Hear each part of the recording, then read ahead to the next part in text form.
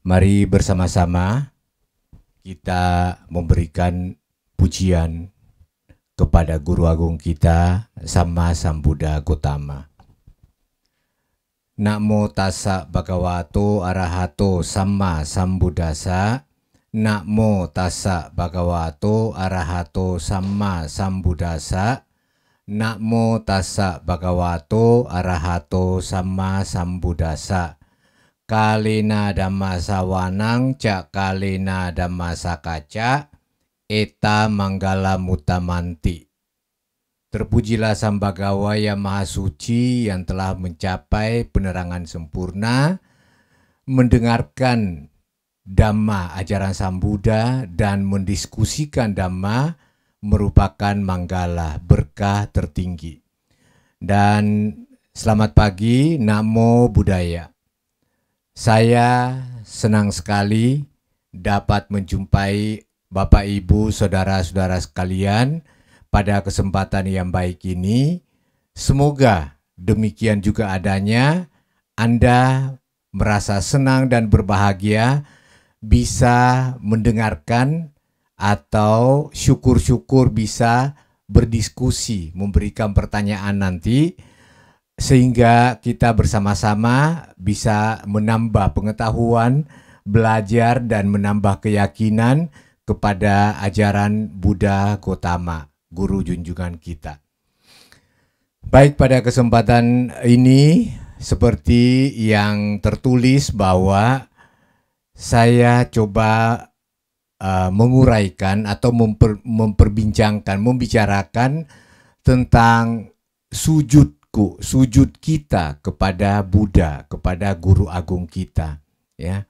Banyak tulisan atau banyak kali saya mendengar orang-orang berdebat atau mempertanyakan bahwa sujud di sini yang dimaksud adalah menyembah, ya, bahwa agama Buddha ini menyembah berhala. Kemudian yang merasa tidak menerima pernyataan atau ungkapan ini kemudian mengeluarkan statement, mengeluarkan pendapat-pendapat tentang kami tidak menyembah berhala, tetapi kami memberi hormat dan seterusnya, yang menurut saya sangat menguras energi, ya. Untuk apa kita meladeni hal-hal seperti itu? Kalau mereka beranggapan bahwa kita menyembah berhala, diamkan saja. Kalau memang itu hanya untuk dijadikan bahan untuk perdebatan, ya. Kalau memang ingin belajar, silahkan mengikuti tahapan-tahapan pembelajaran dari Dhamma. Kenapa kita tidak perlu untuk repot-repot melayani hal seperti itu? Karena tugas kita itu untuk Dhamma, ya. Tugas kita untuk keagamaan ini itu sangat-sangat panjang. Kita harus banyak belajar, kita harus banyak merenungkan, ya.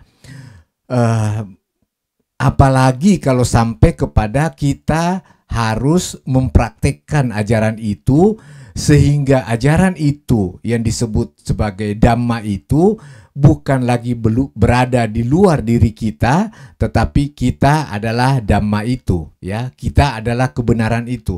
Nah, untuk mencapai sampai ke level bahwa Dhamma itu adalah saya, itu tidak dalam waktu singkat, ya. Tidak mudah dan tidak bisa instan. Semua itu bertahap dan memerlukan waktu, semangat, kesungguhan dan seterusnya. Mengapa kita harus repot-repot untuk menjawab, ya, untuk berusaha menjawab, oh, bukan begitu, saya tidak menyembah, saya seperti bendera memberikan hormat dan seterusnya. Kalau mereka beranggapan begitu, tetap pada pemikiran dia, biarkan saja, ya. Emas itu tidak mungkin berubah menjadi kotoran, setumpuk kotoran, kalau memang dia itu emas. Sama dengan Dhamma. Kalau Dhamma itu adalah berlian, walaupun ditumpuk dengan lumpur, dia tetaplah berlian, ya. cuma tertutup dengan omongan-omongan yang mau mengotori si berlian ini. Tidak perlu kita repot-repot untuk melayani hal seperti itu. Sekali lagi saya ulangin ya, karena perjalanan kita panjang. Kita mulai dengan misalnya sujud tadi yang diributkan oleh orang-orang yang entah itu ingin belajar atau ingin berdebat, khususnya bagi orang-orang yang ingin berdebat itu tidak dilayani ya. Yang ingin belajar tentu saja suruh datang untuk memberikan pemahaman selangkah demi selangkah. Sujud kepada Buddha itu yang paling dasar adalah gerakan-gerakan tubuh kita ya, yang kita kenal sebagai namaskara kepada di depan altar kita memberikan namaskara, kita bersujud. Bagian tubuh kita yang tertinggi yaitu kepala ini kita meletakkan di tempat yang terendah yaitu di lantai. Apalagi kalau di depannya itu ada sosok atau murid Buddha, anggaplah itu biku atau samanera, untuk kita memberikan hormat. Ya. Nah, kalau tidak ada maka ada rupang atau patung Buddha untuk kita memberikan hormat, untuk kita memberikan sujud kepada beliau. Nah, jadi yang pertama yang dimaksud dengan sujud kepada Buddha itu adalah bentuk jasmani kita bergerak dari atas ke bawah bernamaskara ya. Apakah hanya itu saja? Itu adalah dasar. Pada saat kita sering-sering melakukan ini, apalagi di depan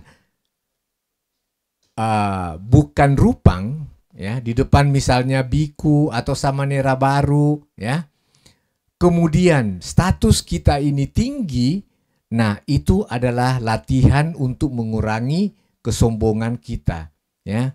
Kadang orang melihat, loh, yang belum pernah melihat ya, yang belum pernah menyaksikan bagaimana umat Buddha datang kepada biku, kepada bante, kemudian memberikan namaskara, sujud ya. Bagi sebagian orang yang masih asing pasti kaget gitu ya, kok manusia disembah gitu, kok kamu kayak punya salah sebegitu beratnya sampai harus sujud-sujud begitu. Emang kamu salah apa gitu? Ya, saya pernah ditanya pada saat saya melakukan sujud, kenapa mesti melakukan hal seperti ini? Memang salah kamu apa? Memang itu dia hebatnya apa? Sampai mesti disujud begitu. Itu juga tidak perlu untuk berpanjang lebar. Kalau dia hanya mau untuk menjadikan suatu perdebatan yang tidak membuat dia semakin pintar. Jadi kita bisa melihat kalau memang pertanyaannya ingin mengetahui, ingin belajar, maka boleh kita menyampaikan setahap demi setahap bahwa itu adalah pelarutan daripada ego kita. Kita merasa bahwa status saya lebih tinggi, ini siapa, saya lebih tua, saya lebih kaya, saya lebih pintar misalnya ya. Ini siapa di depan saya, kok saya mesti sujud begitu. Nah, pada saat itulah kalau kita mampu untuk bersujud dengan sungguh-sungguh, maka kita mulai belajar untuk melarutkan ego kita. Ya, kalau bersujud di depan rupang yang kita tahu memang maha suci, maha sempurna, sepertinya itu tidak terlalu sulit. Ya, karena bagaimanapun status kita, tetap kita menganggap masih lebih kecil, masih lebih rendah dibanding sama Sang Buddha. Nah, ini menjadi repot apabila kita harus melakukan di depan samanera kecil ya, misalnya, atau biku yang dulunya biku ini kita kenal sebagai misalnya sebagai pekerja kita, pembantu kita, kemudian dia melepaskan kehidupan berumah tangga, dia masuk kepada perkumpulan sangga dan kita datang ke wihara atau ke cetia untuk memberikan sujud ya. Itu yang berat. Tetapi ini bukan sujud yang tertinggi menurut ajaran Buddha. Makanya saya tadi mengatakan bahwa untuk mempelajari Dhamma ini itu memerlukan waktu, memerlukan semangat dan seterusnya itu untuk kita bisa sampai pada penembusan, pada pemahaman, mengalaminya, bukan hanya mengetahuinya saja. Kalau hanya mengetahui Cukup kita duduk membaca dan kita sudah tahu. Seolah-olah kita sudah paham apa itu kebijaksanaan, bahkan apa itu kebebasan. Seolah-olah kita bisa dengan mudah untuk mencapai hal tersebut. Ya, begitu kita mau merenungkan, mencermati apa maksud Sang Buddha, kita mulai melangkah di dalam praktek, itu memerlukan banyak sekali pengorbanan, waktu, semangat, dan banyak hal-hal lain ya untuk kita bisa sampai di sana ya. Jadi sangat disayangkan kalau seseorang yang sudah mempunyai potensi pengetahuan Dhamma secara teori kemudian mau untuk membuang-buang waktunya hanya untuk meladeni seseorang yang memancing kita untuk terjadinya perdebatan yang tidak bermanfaat ya. Karena untuk menjawab satu pertanyaan menurut Dhamma, salah satunya itu adalah didiamkan, tidak diladeni ya. Jadi kita harus pandai-pandai untuk melihat mana yang perlu kita memberikan jawaban langsung, mana yang perlu kita harus memberikan uraian yang panjang lebar, mana yang perlu kita harus bertanya kembali kepada dia, dan mana yang perlu kita diamkan saja, tidak perlu untuk dijawab ya. Ini cara menjawab yang diajarkan oleh Buddha, sehingga semua pertanyaan yang kita dengar sesungguhnya kita mampu untuk menjawab kalau kita menggunakan 4 langkah ini ya. Jadi sujud yang pertama tadi itu saya ulangi adalah gerakan badan. Apakah itu namaskara, apakah itu beranjali, itu adalah bentuk sujud dan tentu saja itu bermanfaat. Bermanfaat apabila kita lakukan dengan penuh kesadaran, ya, dengan penuh pengertian. Kalau kita lakukan sambil bersujud, sambil berpikir apa di belakang itu sudah dimatiin kompor, itu sebentar saya mau kemana, atau ada juga loh yang orang pai-pai itu ya, pegang hionya sambil acung-acung begini, dia tanya, itu yang sudah dimatiin belum, itu di kamar itu ditutup ya, itu berarti gerakan badan di sini pikirannya kemana-mana. Itu manfaatnya semakin kecil apabila tidak dengan fokus, tidak dengan perenungan, kenapa saya melakukan ini ya. Kalau kita dengan kesadaran, kita mengetahui badan kita tunduk, kita mengetahui apa yang kita sujud di depan kita, maka itu akan memberikan lebih banyak manfaat. Tetapi itu belum maksimal sujudnya, ya. Nah, langkah yang kedua adalah yang mempraktekkan ajaran itu. Seperti misalnya, kalau kita memulai sesuatu biasanya, itu kita memberikan hormat kepada guru agung kita dengan kata-kata Namo tassa bhagavato arahato samma sambuddhassa. Terpujilah Sang Bhagawa yang maha suci yang telah mencapai penerangan sempurna. Ya, kata pujian ini seperti kita tahu bersama bahwa untuk pertama kalinya ini diucapkan oleh Brahma Sahampati. Ya, Brahma Sahampati itu adalah sosok yang Arya, sosok yang sudah bersih batinnya. Kalau tidak salah ingat itu adalah tingkat kesucian yang kedua, yaitu Sakadagami ya. Beliau sudah mencapai tingkat kesucian karena itu waktu beliau menyampaikan terpujilah Sang Bhagawa, ini beliau betul-betul memberikan pujian yang sampai di dalam hatinya. Kalau kita memberikan pujian itu sebatas di suara, sebatas di mulut, bukan pujian yang sampai di dalam hati. Kenapa bisa demikian? Karena pujian yang sungguh-sungguh kita bisa resapi bahwa sama Sang Buddha ini sangat terpuji, sangat luar biasa, itu setelah kita dapat menikmati, ya, mencicipi Dhamma yang diajarkan.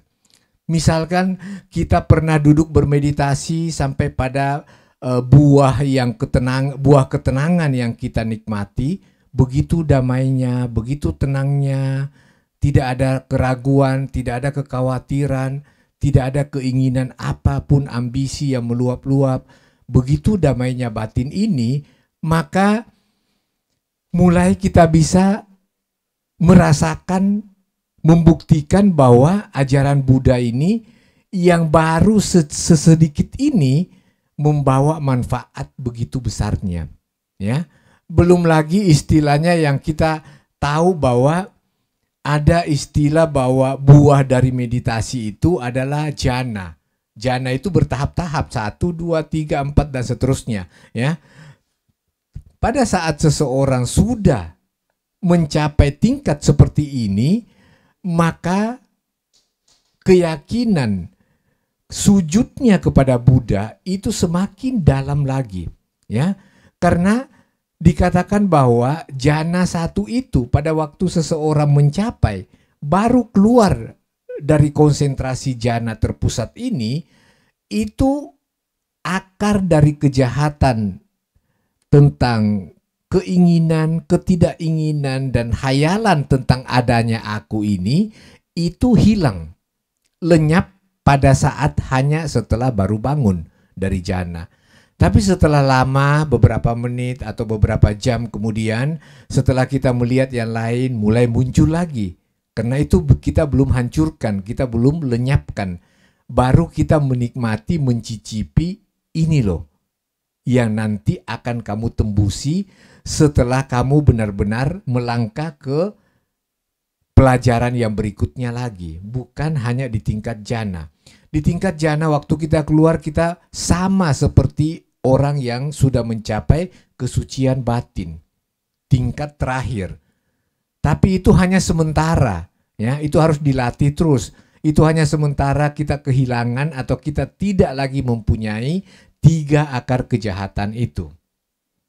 Nah, bayangkan karena ini adalah buah kebajikan yang maha besar, kalau disebut sebagai pencapaian jhana, maka pada saat seseorang bisa mencapai tahap ini, pada saat dia mengucapkan Namo Tassa, terpujilah Sambhagawa, Anda betul-betul memuji bahwa bahkan secuil jhana ini saja sudah memberikan luar biasa. Tidak ada satu kenikmatan duniawi yang bisa menyamai, apalagi melampaui hal yang menyenangkan atau membahagiakan ini. Dan ini adalah ajaran Sang Buddha.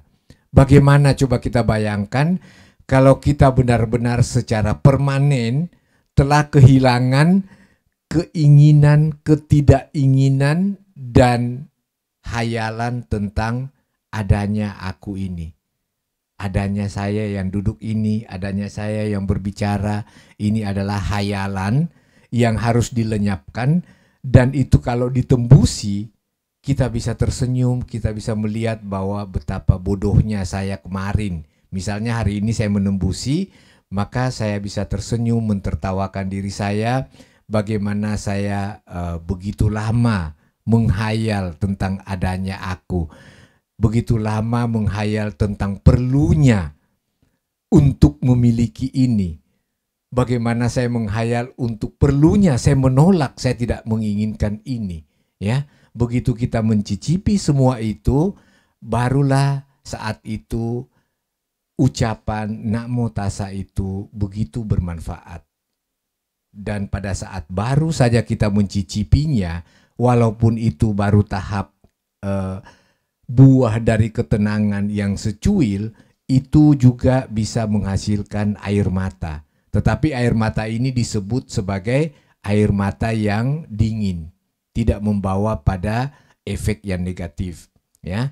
Kalau air mata karena kita kehilangan sanak keluarga yang kita cintai, itu adalah air mata yang panas, ya. Jadi kalau panas itu artinya negatif dan itu tidak perlu untuk dilanjutkan berulang-ulang, ya. Tidak perlu juga berusaha keras untuk pada saat kehilangan sanak keluarga yang sangat dekat dengan kita, misalnya papa saya atau mama saya, terus tidak boleh, ini air panas, air mata panas, saya harus tahan, jangan menangis. Tidak perlu, ya.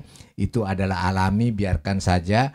Tetapi kalau itu mesti terulang-ulang, ya, karena kita mau membicarakan bagaimana kenangan dengan dia, dan kemudian kita terus memanggil kenangan-kenangan itu, akhirnya kita mengulangi lagi untuk mengeluarkan air mata panas itu yang tidak perlu gitu ya. Jadi dua ekstrim, ekstrim menahan kesedihan itu dan ekstrim terus-menerus memancing supaya kesedihan itu semakin muncul dan semakin muncul ya. Ada non-Buddhis yang bertanya kepada saya bahwa bagaimana kalau saya berpendapat bahwa tradisi Buddhis ini dengan memasang foto dan kemudian memberikan persembahan makanan begitu lamanya, ada yang melakukan sampai 7 minggu atau 49 hari ya, memberikan makanan tiap hari, tiap pagi, ganti besok lagi, kemudian dia pasang hio, bersedih lagi. Mereka menganggapnya sebagai tradisi memperpanjang kesedihan itu. Bagi kami, kata mereka, kata dia yang bertanya itu, tidak melakukan hal itu ya, karena pertama kita mau menutup kenangan-kenangan itu, kedua itu bukan urusan manusia ya, itu konsep dia gitu ya. Jadi boleh yang begitu terserah ya, kalau memang dia mau berdebat, sekali lagi saya bilang bolehkan saja, ya udah gitu. Kalau yang pandangan Anda bahwa saya memperpanjang kesedihan, kemudian saya juga masih mau melakukan, yang sedih kan saya. Anda tidak sedih kan? Iya. Kok Anda repot sekali begitu, dalam hati gitu ya. Tapi iyakan aja lah gitu, supaya dia makin penasaran, atau mungkin dia merasa dialah yang benar, biarkan saja nggak apa-apa.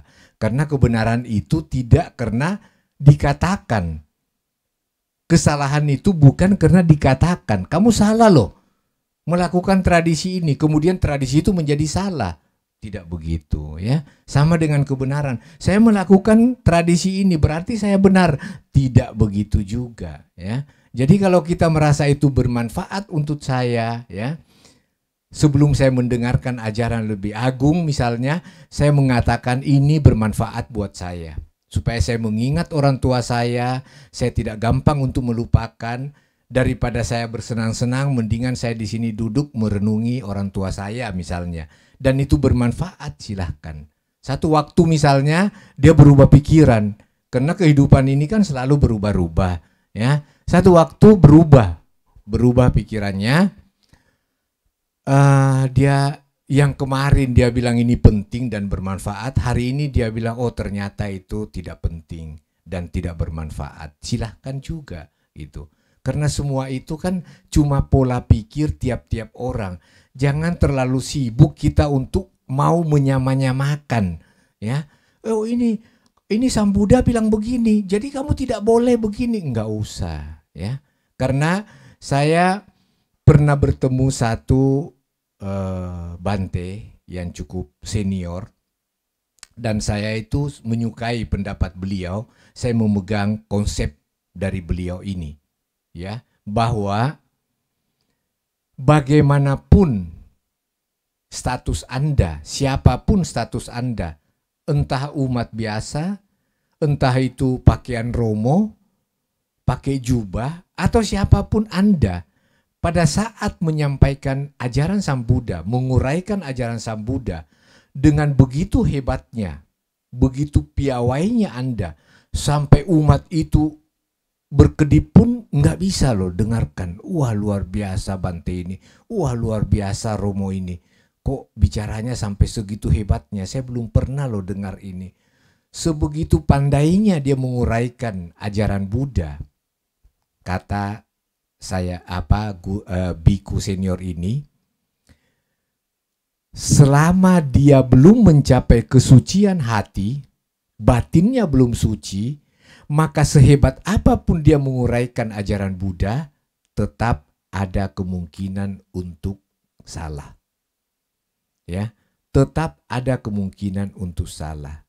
Ada kemungkinan untuk benar, ada. Kemungkinan salah tetap ada, kecuali dia sudah Arya Sangga, dia sudah suci. Ya, entah Anda itu manusia berumah tangga, ya, pakai seragam-seragam atau pakai kaos biasa, Kalau hati Anda sudah suci, menurut ajaran Buddha, suci di sini menurut ajaran Buddha, dan Anda menyampaikan ajaran Buddha. Ajaran Buddha ini begini, maksudnya itu Buddha begini, Anda menguraikan, ya.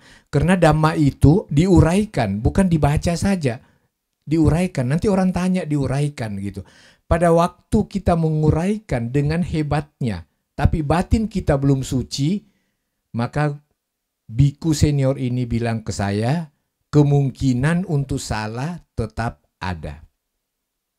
Itu saya sangat menyukai dan saya memegang konsep ini.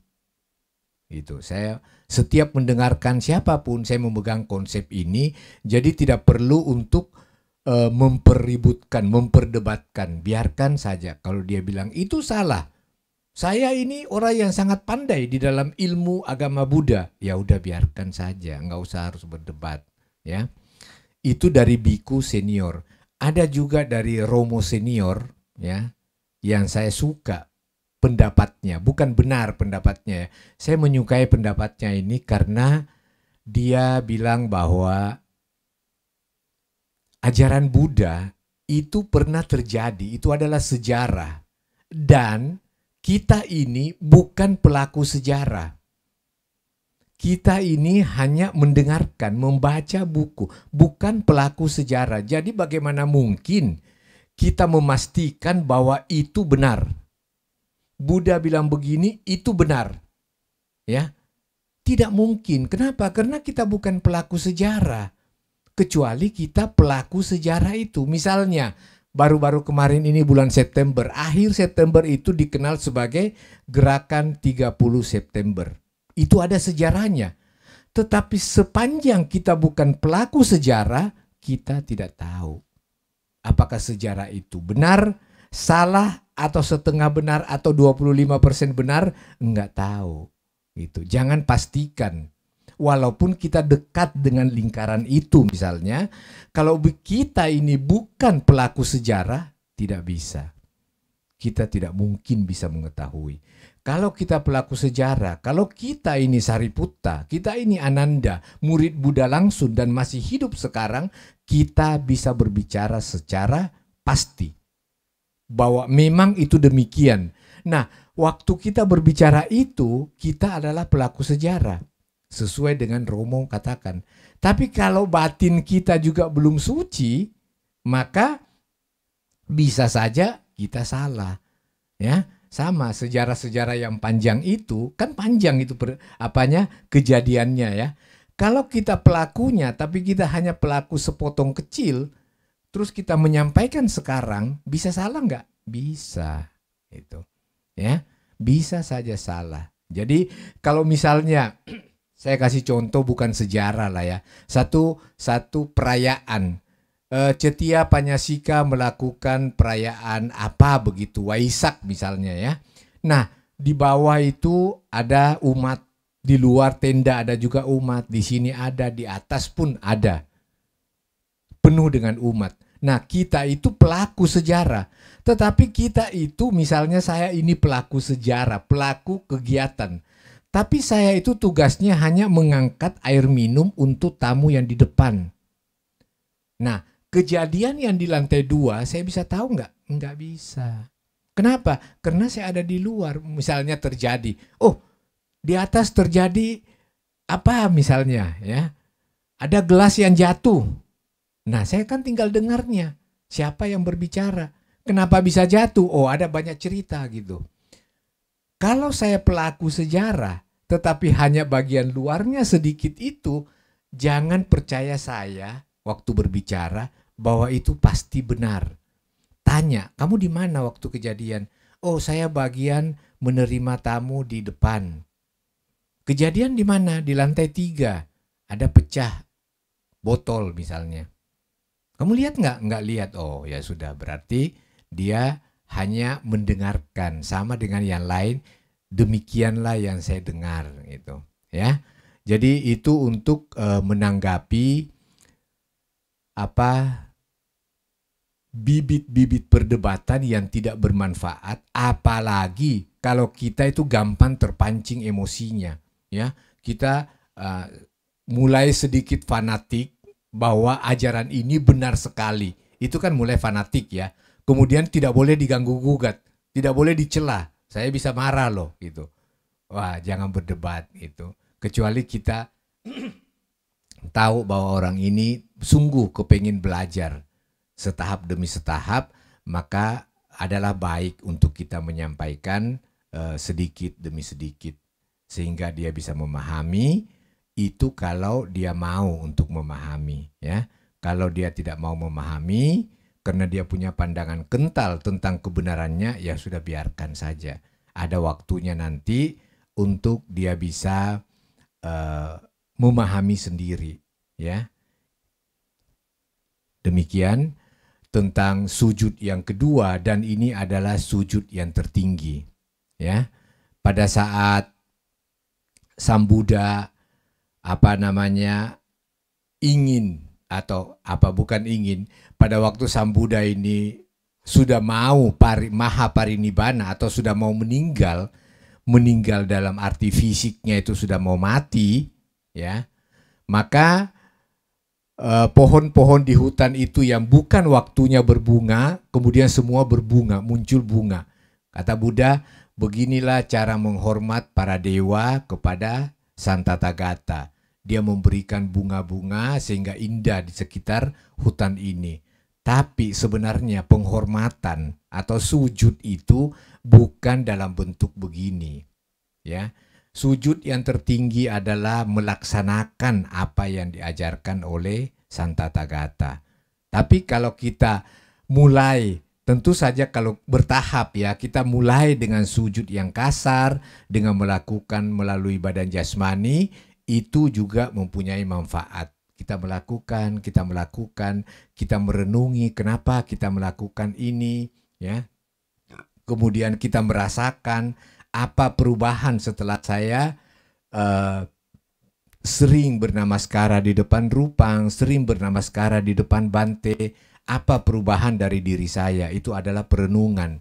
Kalau misalnya keserakahan dan kebencian saya tidak ada berkurang sama sekali, maka sujud pada Buddha, Rupang ini dan pada biku mungkin kita kurang fokus ya. Kita tidak terlalu memperhatikan kenapa kita lakukan. Kita hanya menggerak-gerakkan badan saja, kemudian pikiran entah kemana-mana. Maka ini manfaatnya ya sekedar olahraga tubuh sedikit gitu ya, kayak tai chi begitu, bergerak-gerak ya. Ada gunanya ya, ada juga sedikit gitu ya.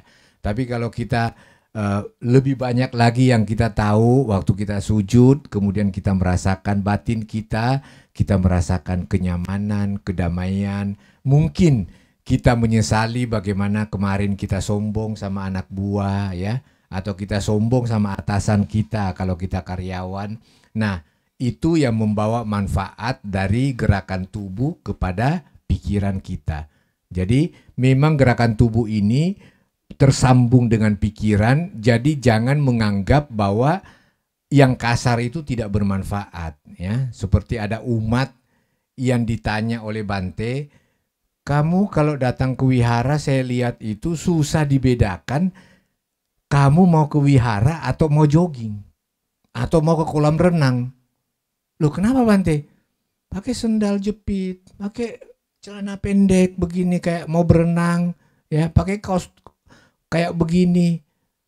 Nah, karena umatnya ini sangat pandai di dalam membaca teori-teori Dhamma, maka dengan mudah untuk dia menjawab bahwa Bante, bukan pakaian yang penting. Pakaian ini hanya penutup badan. Oh ya? Kok kamu hebat sekali ya? Iya, yang paling penting adalah batin. Batin saya yang paling penting. Saya datang di sini, batin saya itu sangat bersih. Ya, sangat siap untuk menerima ajaran Sang Buddha. Buat apa baju pakai jas lengkap kalau batinnya kotor, penuh keserakahan? Wah, hebat sekali kata Bantenya ya. Bantenya tanya, kalau yang kasar saja kamu tidak bisa atur, kamu punya baju lain nggak yang lebih bagus? Punya Bante, tentu saja. Kenapa nggak dipakai untuk menghadap kepada Sang Buddha? Kenapa kalau kamu menghadap Pak Pak Lurah itu lebih bagus bajunya, kamu lebih hormat, apalagi menghadap Jokowi. Waduh, bisa 3 jas kamu pakai. Kenapa begitu hormatnya dibanding kepada Sang Guru Agung kita? Nah, kalau kamu tidak bisa melatih, membedakan yang kasar fisik ini, jangan bermimpi kamu bisa merubah atau melatih sesuatu yang halus, yaitu batin, pikiran, perasaan. Itu tidak mungkin kamu bisa mengendalikannya. Kalau yang kasar saja, misalnya ucapan itu kan kasar. Kita mau memaki kan bisa kita tahan. Enggak, saya enggak mau bicara. Tapi kalau keinginan itu kita tidak bisa menahan. Dia muncul saja. Tidak bisa kita bilang jangan ingin gitu. Begitu lihat makanan enak muncul saja, ambil. Enak itu. Tidak mungkin seseorang itu yang tidak melatih pikirannya mampu menyetop pikirannya yang muncul. Dia pasti mengikutinya. Tapi kalau yang kasar, pakaian, ya, makanan, kamu kolesterol, jangan makan itu. Bisa, stop saja tangan kita. Itu lebih mudah gitu. Nah, kalau yang lebih mudah saja kita tidak mampu, jangan bermimpi, kata Bantenya, untuk bisa melatih yang jauh lebih halus. Nah, itu mungkin yang bisa sampaikan tentang sujud, bahwa sujud itu dimulai dari yang kasar, yaitu sujud dalam bentuk jasmani. Badan Anda bisa bungkuk, bisa beranjali, bisa angguk-angguk saja sesuai siapa yang kita mau sujud. Kemudian bisa dalam bentuk mempraktekkan ajaran Sang Buddha sehingga kita bisa mencicipi apa yang diajarkan, sehingga kita sungguh-sungguh bersujud secara badan jasmani dan secara batin. Itu yang saya bisa sampaikan tentang sujudku kepada Buddha.